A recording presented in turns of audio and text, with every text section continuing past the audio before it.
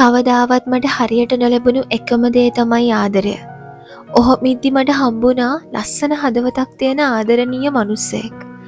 මේ කතාවේ අවුල්ම හරිය අපි දෙන්නගේ හමුවීම කියලා මට තේරුනේ වෙන කෙනෙක් මට කලින් එයාගේ අතාරන් කියන ආරංචිය. සමහර තැන්වල අදටත් යන්න බෑ. ඒ මූණ මතක් වෙනවා. ඒ තැන්වල අපි ආදරෙන් හිටපු හැටි මතක් වෙද්දී මාව නොමැරී මැරෙනවා. ඒත් දාලා යන්නත් බැරි ළඟ ඉන්නත් බැරි ඒ බැඳීම මාව හරි ආදරෙන් රැවට්ටුවා. මට ඒක තේරුනේ අහම්බෙන් එයාගේ ගැලරියේ තිබිච්ච වෙඩින් ෆොටෝ එක දැක්කහම. එයා බැඳපු කෙනෙක්. මං බැඳපු මිනිස්සෙක් කියලා නොදැන ආදරේ කරපු. ආදරෙන් අන්ධ වුණු කෙනෙක්. දන්නේම නැතුව මං දෙන්නෙක් මැද තුන්වෙනියෙක් වෙලා. ඒ හැමදේම දැනගatti මට නැති වෙන්න ඕනි හැමදේම නැති වෙලා.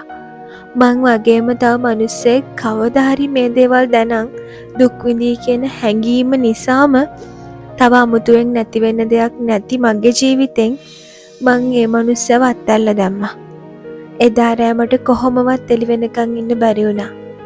එයා නැතුව 60 දවසක් ගැන හිතන්න බැරි වුණා. අම්මා තාත්තා යාළුවෝ හැමදේම මට අමතක වුණා. කොටින්ම මට මාවත් අමතක වෙලා ගිහින් තිබුණේ. අතට හුනේ තාත්තගේ පපේ අමාරුවට ගෙනත් තිබුණු බෙහෙත් ටික විතරයි. දන්නවද හොඳම කතාව?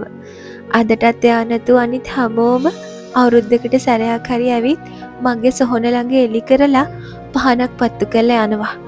මට මං නැති වුණා. ඒත් එක්කම එයාගේ හැම ප්‍රශ්නයක්ම ඉවර වෙන්නේ නැති. සමහර විට දැන් මාව මතක් වෙනවත් ඇති. හේත් ඇවිත් මලක්වත් තියලා යන්න ඒ මිනිහයාට හිත දෙන්නේ නැතුව ඇති.